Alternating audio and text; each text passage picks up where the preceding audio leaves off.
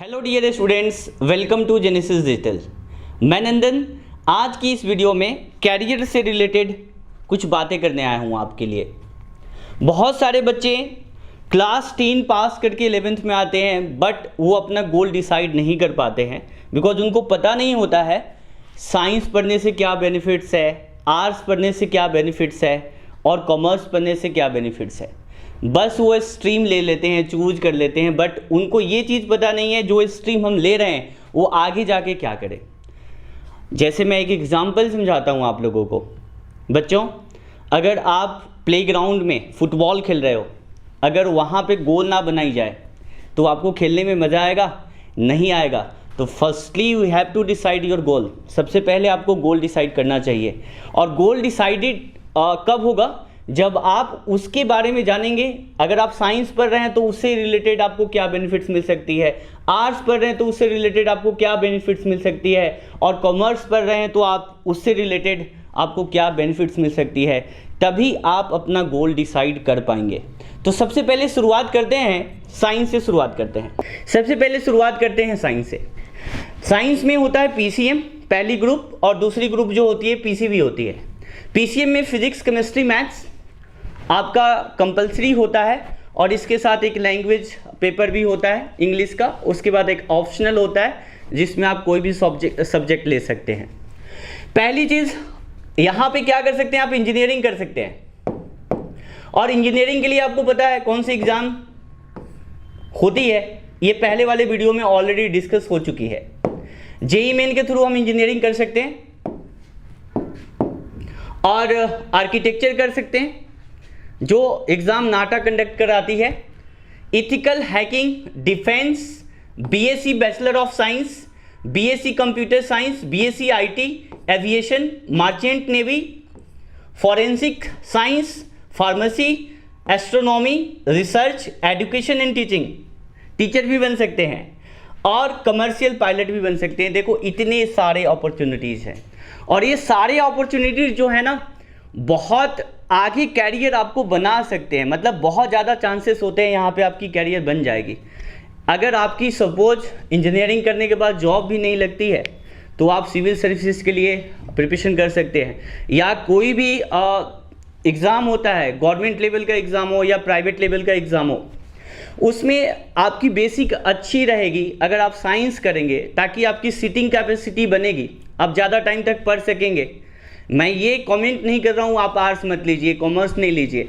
Actually क्या होता है, साइंस लेने से एक बेनिफिट्स आपको ये मिलती है, आप ज़्यादा टाइम तक पढ़ सकते हैं, आपकी सिटिंग कैपेसिटी बनेगी, आपका माइंड डेवलप होगा, है ना। मैं ये नहीं बोल रहा हूँ आर्ट्स पढ़ने से डेवलप नहीं होगा। एक इंटरेस्ट जो आती है वो साइंस से आती है ना। जो मेरा एक्सपीरियंस है, मैं भी आईआईटी के लिए प्रिपरेशन किया था। इतने सारे बेनिफिट्स हैं साइंस पढ़ने से। अब मैं बात करता हूँ पीसीबी की बात करूं, फिजिक्स, केमिस्ट्री, बायोलॉजी। यहाँ पे पहली बेनिफिट्स क्या है, जो एमबीबीएस है ना, और ये एग्ज़ाम नीट के थ्रू होता है। ये एमबीबीएस जो होती है वो नीट के थ्रू होती है। Bachelor of medicine and bachelor of surgery, BDS bachelor of dental science, BHMS bachelor of homeopathic medicine surgery, BAMS bachelor of ayurvedic medicine surgery, BUMS ये क्या है, bachelor of Unani medical surgery, BSMS, ये जितने भी medical में ये सारी आपकी बेनिफिट्स हैं पीसीबी के थ्रू होगी। और इसके बहुत सारे एलाइड कोर्सेज भी होते हैं जो आपके physiotherapy, audiology, radiology, clinical research, occupational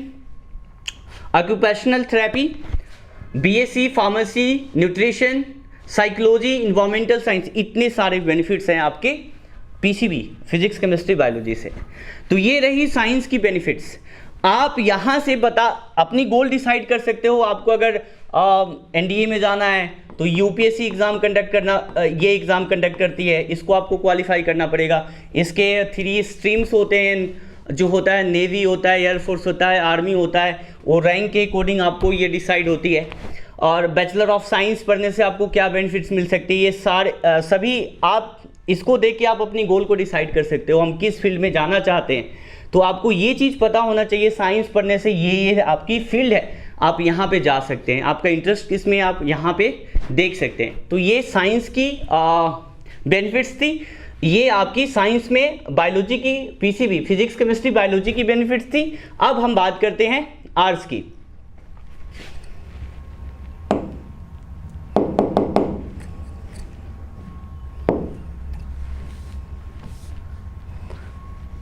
commerce की बात कर लेते हैं, पहले कॉमर्स की बात कर लेते हैं। यहाँ पे क्या बेनिफिट्स है, यहाँ पे देखो एक्चुअली इतने सारे कोर्सेज हैं कॉमर्स से रिलेटेड।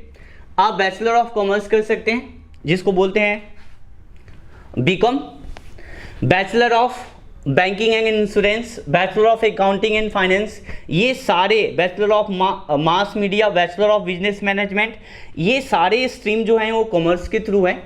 अगर आपका इसमें इंटरेस्ट है तो आप यहाँ से भी कोई भी स्ट्रीम लेके आप ग्रेजुएट हो सकते हैं। मेन जो इम्पोर्टेंट होता है वो CA, chartered accountant and company secretary, इसका मेन कोर होता है। जैसे इंजीनियरिंग में बहुत सारे कोर थे, है ना, डिफेंस भी था, एस्ट्रोनॉमी भी था, फाइनेंस भी था, फिर से आपका एनडीए भी थी, इंजीनियरिंग भी था, बहुत सारे ऑप्शन थे। लेकिन यहाँ पे आपको सिर्फ 2 ऑप्शन मिल रहे हैं। और सीएस कंपनी सेक्रेटरी को तो मैं सजेस्ट नहीं करूँगा, ये बहुत अच्छी जॉब प्रोफाइल नहीं है।